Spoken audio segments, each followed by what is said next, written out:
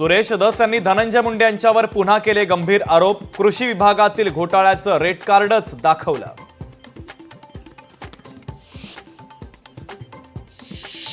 कृषी मंत्री माणिकराव कोकाटेंना जामीन मंजूर, कोर्टाकडून दिलासा। कागदपत्रांमध्ये फेरफार प्रकरणी कोकाटे आणि त्यांच्या भावाला 2 वर्षांची शिक्षा आणि प्रत्येकी 50,000 रुपये दंड। देवेंद्र फडणवीसांचा पुन्हा एकदा एकनाथ शिंदेंना धक्का। 900 कोटींच्या प्रकल्पावरून शिवसेना आणि भाजपमध्ये जुंपण्याची शक्यता। शिंदेंनी मंजुरी दिलेल्या सिडकोच्या प्रकल्पाची चौकशी करा। मुख्यमंत्री सचिवालयाच्या वतीनं चौकशीचे आदेश।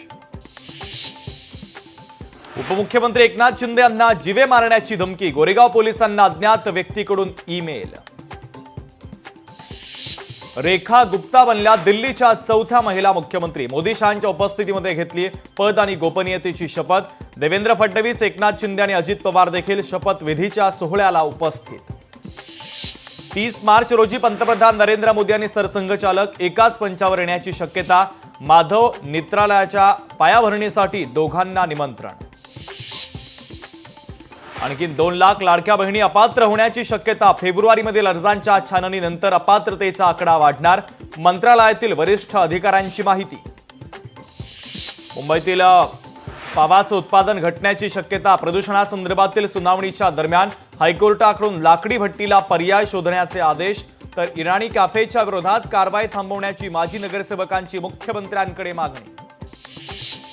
पुण्यात जीबीएसचे आणखी 2 मृत्यू। आतापर्यंत पुण्यात जीबीएसचे 11 बळी। आरोग्य विभागाची माहिती।